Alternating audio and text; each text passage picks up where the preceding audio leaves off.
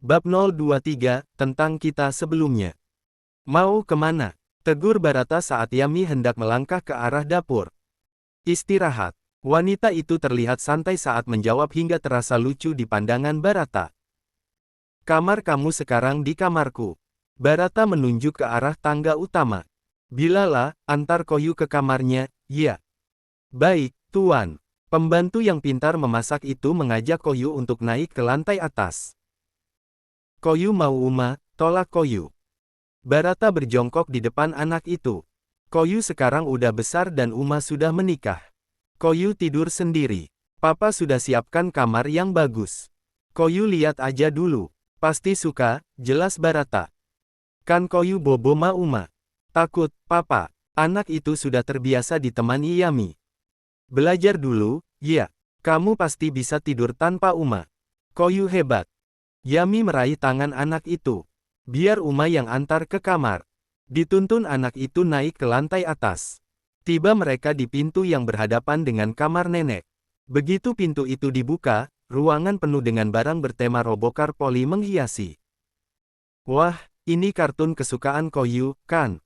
Seru Yami. Dia tuntun Koyu semakin masuk ke dalam. Bahkan sudah ada aneka mainan yang Koyu tak pernah punya di sana. Lihat, sekarang Koyu kalau main tak perlu di luar lagi. Bisa mainin ini kalau hujan dan panas. Jadi gak bosan di dalam rumah. Koyu memegang erat tangan Yami. Dia suka dengan kamar ini. Hanya kenyataan harus tidur sendiri menakutinya. Uma, sepi Koyu. Ada hantu. Uma temani sampai Koyu tidur, ya. Pada akhirnya hanya itu solusi yang bisa Yami berikan. Barata masih berdiri di pintu. Bilalah, temani Koyu dulu. Aku mau bicara sama Yami, titah Barata. Bilala mengangguk. Dia masuk ke dalam. Koyu main sini. Ajak Bilala. Yami. Panggil Barata, memaksa Yami untuk berdiri dan menghampiri pria itu. Barata membawa Yami ke kamarnya. Barang kamu udah aku pindahin semua. Jangan selalu mengikuti keinginan Koyu. Dia nanti bisa jadi anak yang manja, nasihat Barata sambil menutup pintu kamar. Tadi nenek sudah ke kamar duluan dibantu salah satu pelayan. Koyu masih kecil, kilah Yami. Dengar, hidup kita berubah dan dia harus bisa nerima itu semua. Nanti dia akan punya adik, tentu juga harus terbiasa perhatiannya terbagi. Lagian dia bukan anak kandung kita berdua. Barata tak dapat memungkiri, sulit baginya menerima Koyu. Apalagi setelah tahu apa status anak itu dengan Yami. Dia anak saya. Kalau Bapak mau terima saya, harus terima dia juga. Apa Bapak sadar ucapan tadi bikin hati saya sakit? Koyu udah jadi dunia dan hidup saya. Jelas terlihat Yami marah saat ini. Barata memegang tangannya. Aku minta maaf. Tapi, kasih aku waktu. Mungkin suatu hari nanti aku bisa ngerti akan adanya dia di antara kita. Tapi, bukannya lebih baik dia dikembaliin ke orang tuanya? Terdiam Yami. Bibirnya mengatup. Mata sempat beralih ke sisi lain. Hanya dari gerakan bola mata, jelas wanita itu sangat kecewa. Bapak ngerti gak sih kenapa dia bisa sama saya sekarang? Ibunya udah meninggal dan ayah yang bawa ke dunia gak mau tanggung jawab. Orang tua kandung mana yang Bapak maksud? Barata menelan ludah. Maaf. Aku gak niat nyakitin kamu. Tapi udah terlanjur begitu. Yami meneteskan air mata. Tangan Barata mengusapnya. Dia sungguh tak menyangka reaksi Yami akan sekuat itu. Iya, aku sadar diri. Aku akan coba. Kayak yang aku bilang tadi, perlahan. Sampai aku beneran bisa sebut dia anakku. Pandangan mata Yami menurun. Barata memeluknya. Aku cuman mau milikin kamu tanpa orang lain ganggu. Tapi, aku harus biasa ada anak di antara kita. Koyu gak ganggu. Dia akan ngerti sendiri. Dia anak yang pintar. Suara Yami terdengar serak. Barata jadi semakin merasa bersalah. Dia tak berpikir jika seorang wanita itu punya rasa keibuan yang besar hingga bisa begitu sayang pada seorang anak yang bukan darah dagingnya. Sini duduk, ajak Barata. Dia bawa Yami ke sisi tempat tidur. Aku mau kenalan sama kamu. Tahu kamu lebih dekat lagi. Selain soal Koyu, pasti kamu punya hal lain yang belum pernah kamu omongin ke aku, kan? Keduanya duduk bersila di atas tempat tidur dan saling berhadapan. Tentang apa? Yami terlihat bingung. Barata dengan manisnya memainkan jemari Yami. Soal mantan kamu misal, gebetan atau keluarga. Saya gak ada mantan. Masa gak pernah ada yang macarin kamu? Bukannya kamu bilang dulu kamu belum pakai kerudung? Barata terlihat tak percaya. Dengan yakin Yami mengangguk. Jadi dulu saya banyak yang suka. Tapi yang saya suka, gak suka saya. Makanya saya lebih milih jomblo.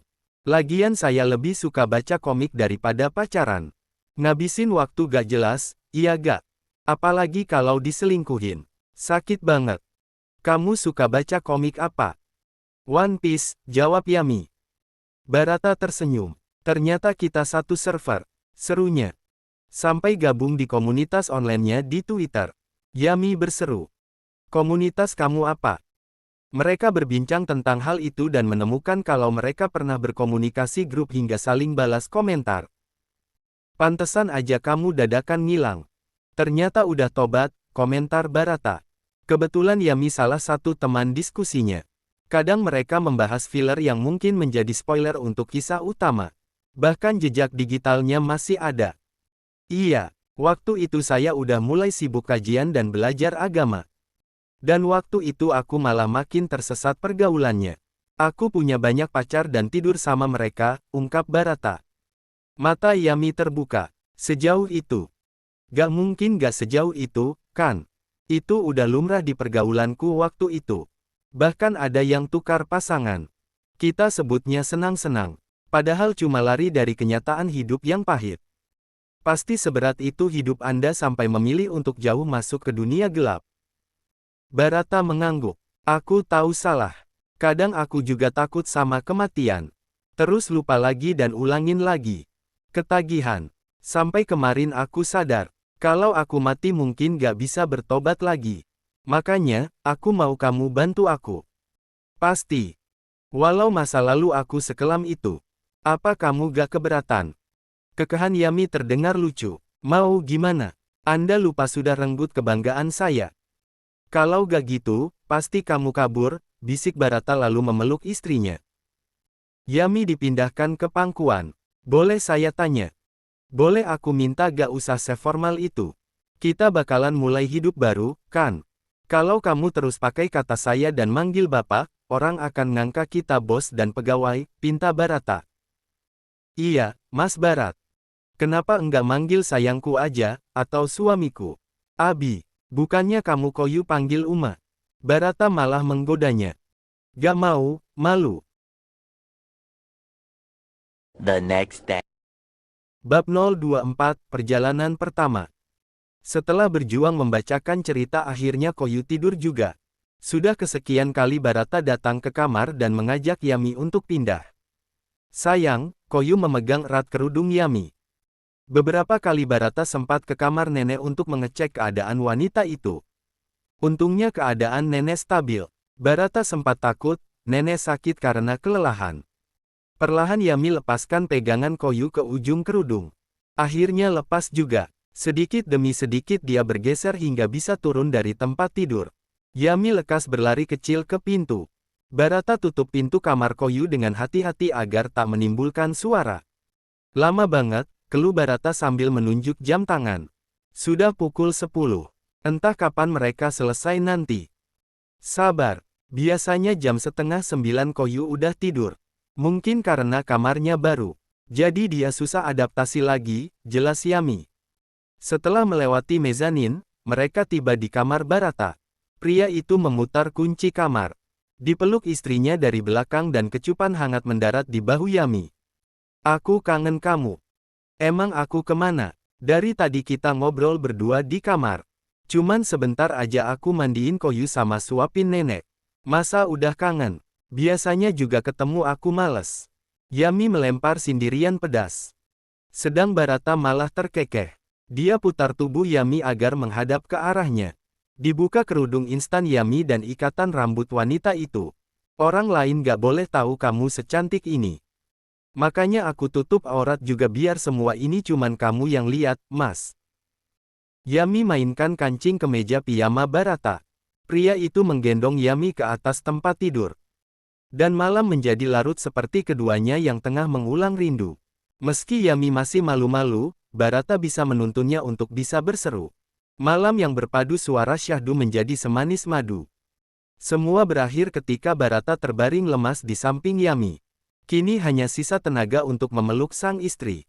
Kamu bikin aku lupa daratan, puji Barata. Sedang Yami menelan ludah, membasahi kerongkongan. Tubuhnya basah oleh peluh. Kepala merebah di lengan suaminya. Sedang mata saling berhadapan dengan Barata.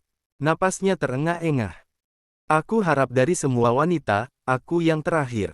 Aku terlanjur sayang sama kamu. Aku juga. Kecupan hangat Barata berlabuh di kening Yami. Yami mendadak ragu dan takut. Dipeluk tubuh suaminya yang begitu kekar oleh otot yang terbentuk karena olahraga. Aku salah gak kalau nanyain ini?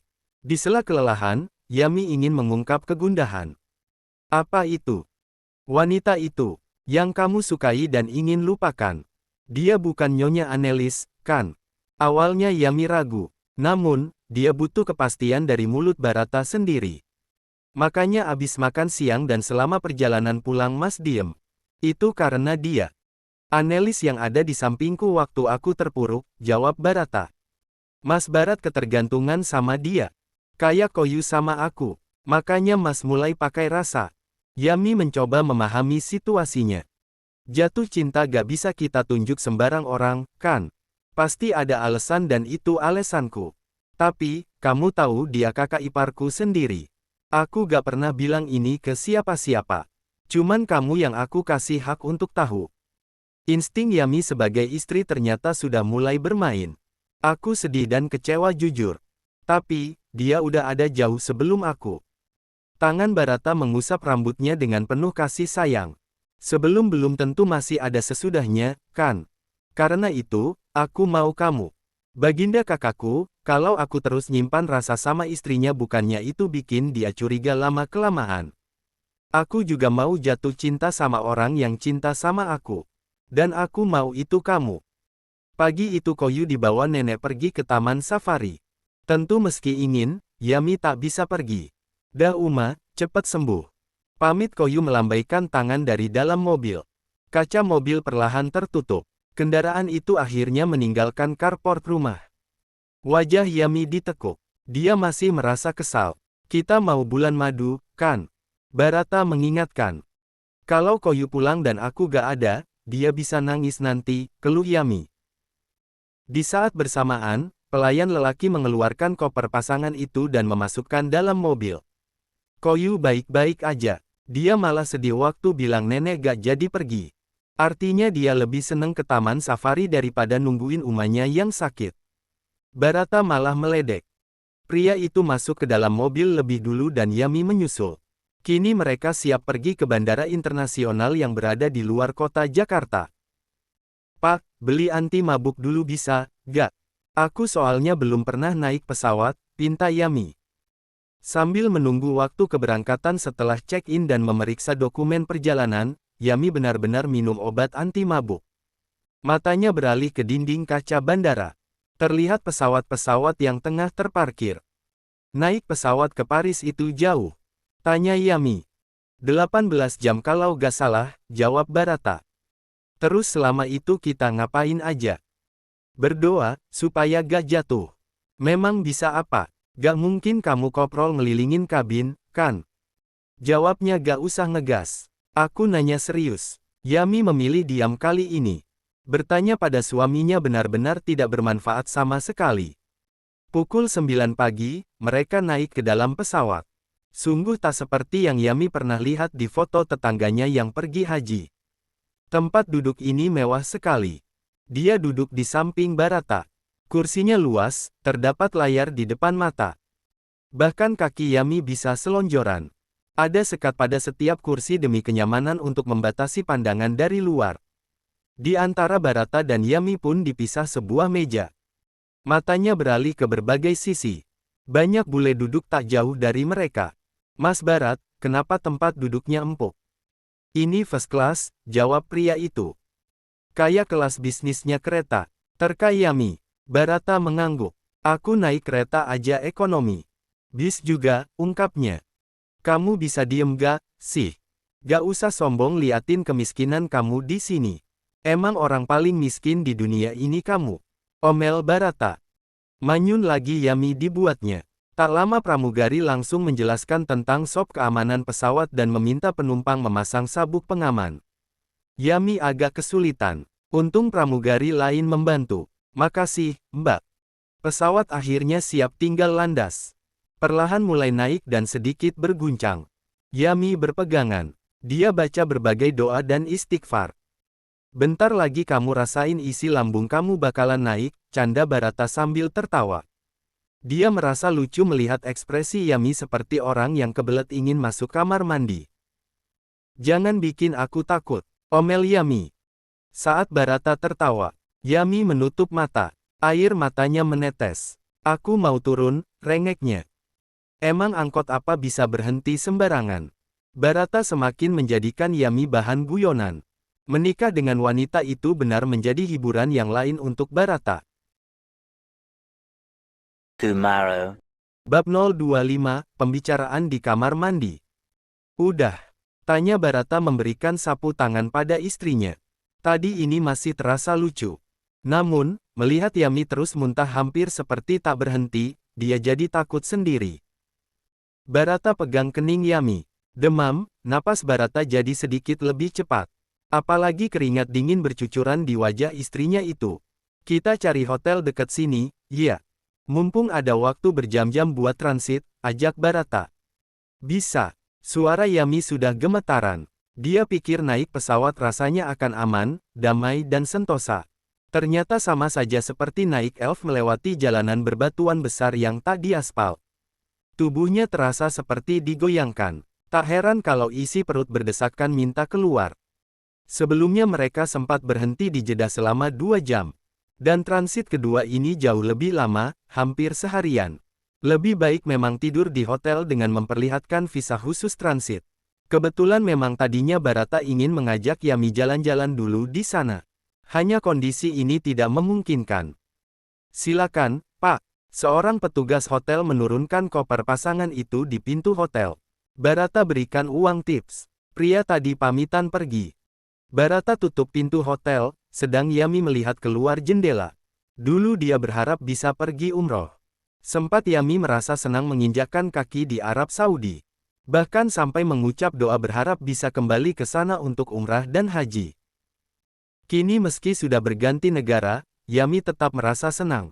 Dia duduk berlutut di sofa, memandang ke arah gundukan pasir dan semakin lepas ke sana ada lautan biru. Pohon-pohon kurma menambah hias keindahan. Apa ini mimpi? Kamu kelihatannya seneng banget, ucap Barata sambil membuka jas kemudian ke mejanya. Jadilah dia hanya bertelanjang dada. Yami berbalik dia melihat punggung sang suami. Sekilas jantung berdebar dengan lebih cepat. Namun, ada satu hal yang membuat Yami heran. Punggung Barata terasa familiar. Apa punggung semua lelaki begitu? Lautnya bagus banget. Yami lekas kembali melihat ke jendela kaca besar lagi. Dia ingin ke sana. Hanya, tubuh masih terasa lemas. Terasa ada lengan berotot yang memeluk tubuhnya dari belakang. Tidur dulu. Sekalian aku panggilkan dokter, ajak Barata. Masih mau lihat ini? Yami menggeleng. Tiba-tiba tubuhnya diangkat oleh Barata dan digendong agar pindah ke tempat tidur. Dibaringkan wanita itu di sana. Meski perjalanan ini terasa berat, semua menjadi menyenangkan karena Barata kembali bersikap manis. Aku gak mau kamu sakit. Kita keluar negeri biar bisa bebas olahraga kamar. Kalau kamu sakit, gagal. Kecupan hangat mendarat di kening Yami. Begini ternyata rasanya disayang oleh seorang lelaki. Barata seperti oasis di tengah padang gurun cintanya.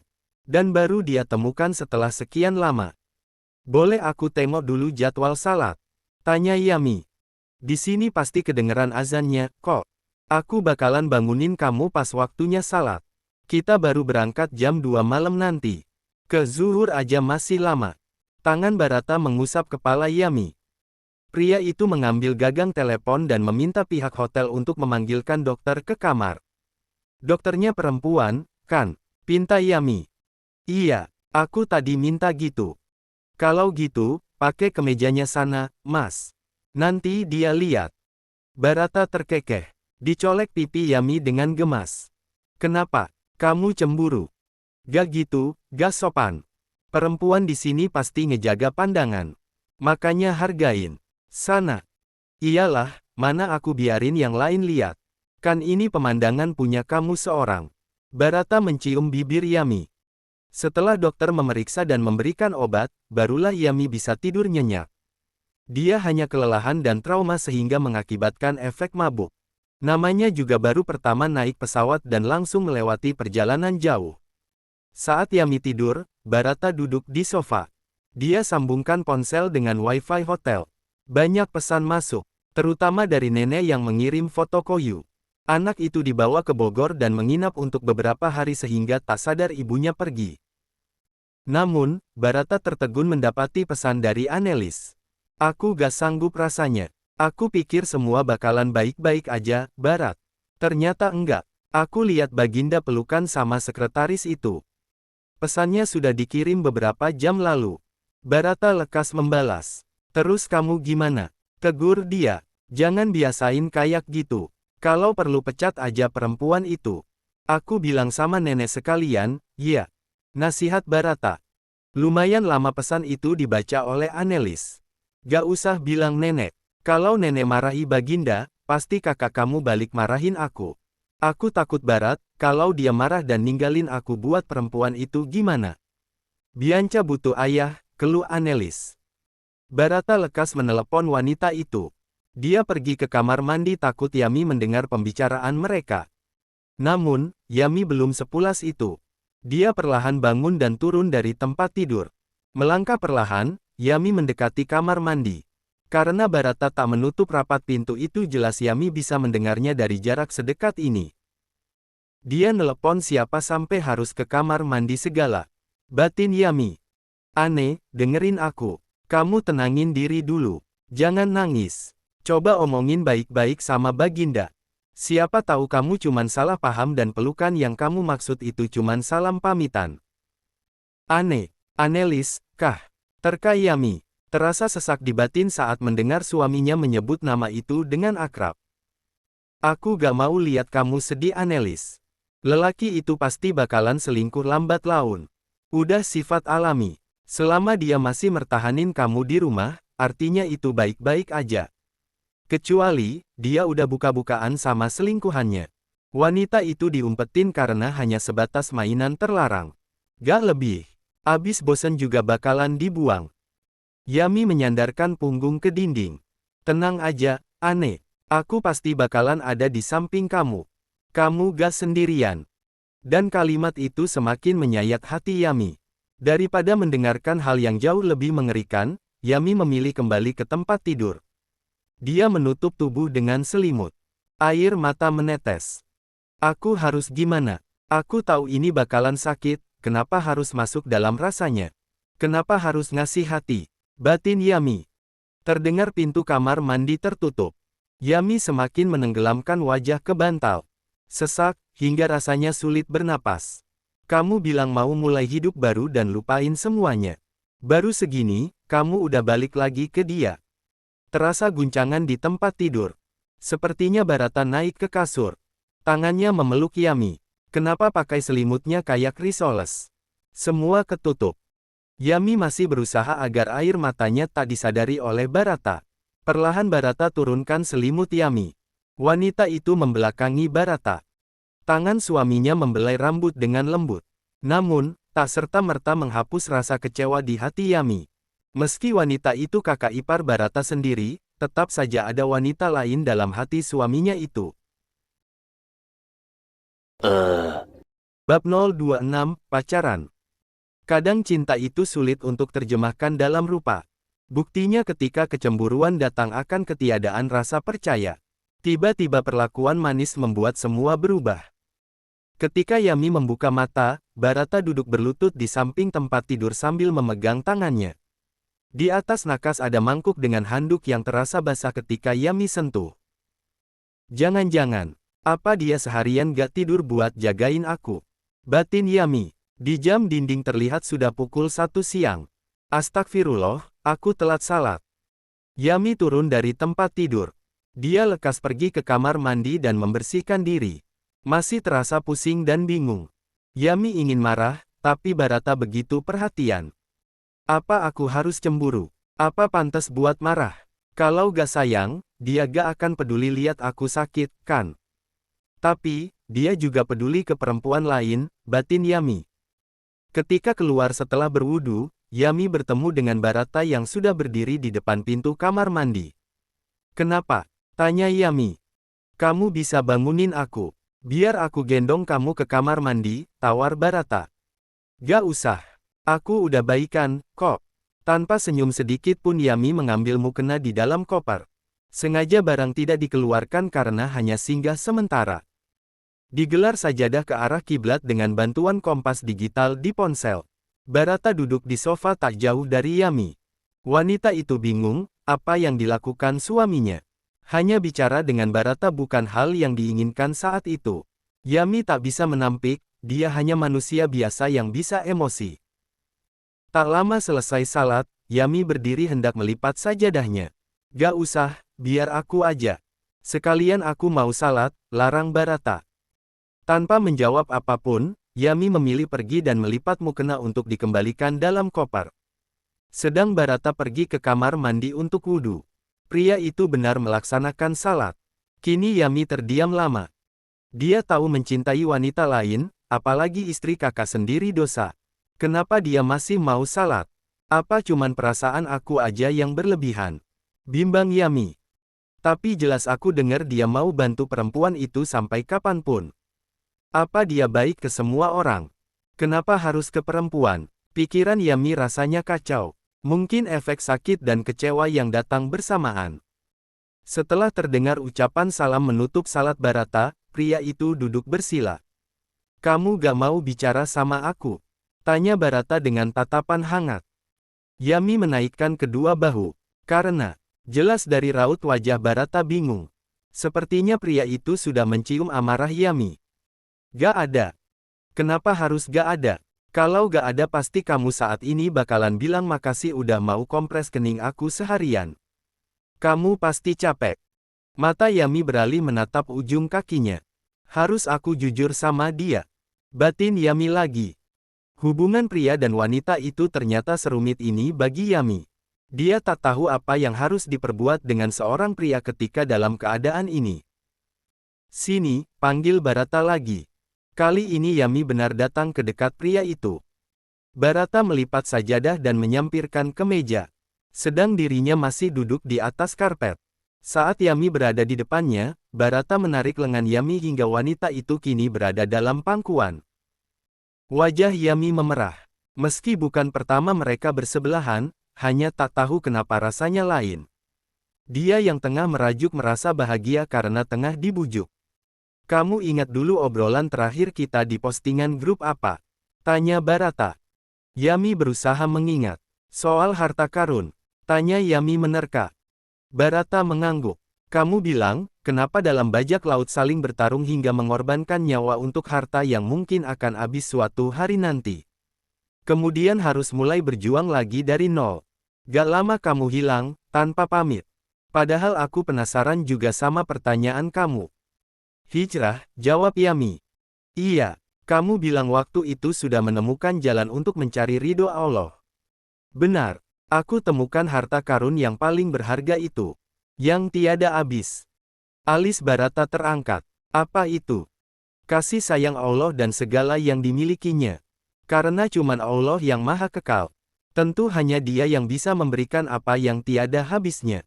Jadi aku milih mencari harta karunku sendiri yang Allah petunjuknya hamparkan di seluruh muka bumi. Kenapa gak ajak-ajak? Barata memeluk Yami dengan erat. Terasa hangat hingga Yami tak sadar dia dan Barata sangat dekat.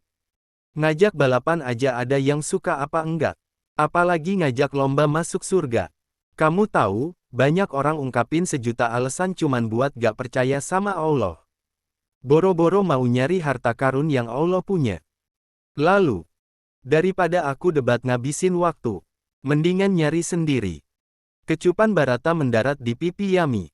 Pria itu mengusap rambut panjang sang istri. Telat gak sih buat aku tobat?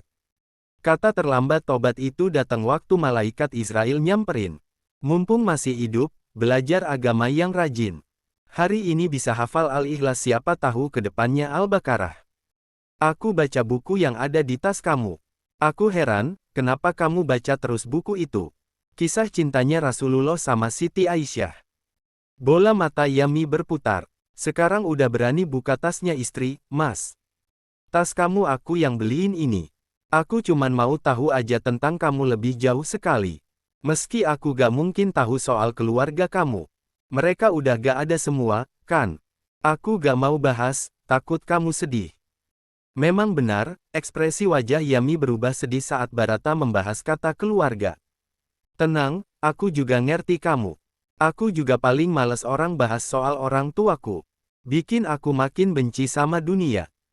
Yami dan Barata meninggalkan kamar hotel tepat pukul 8 malam setelah salat Isya.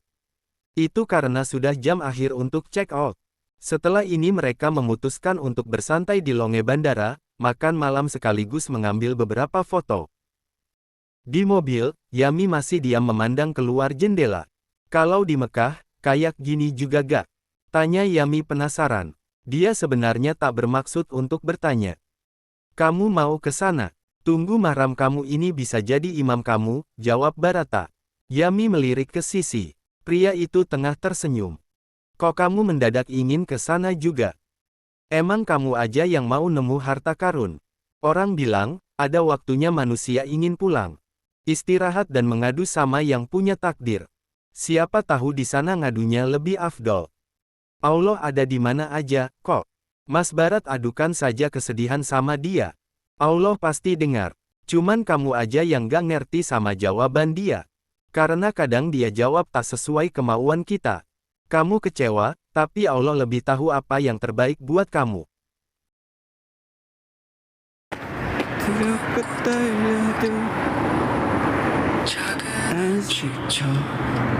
내가 딛고 선 이 순간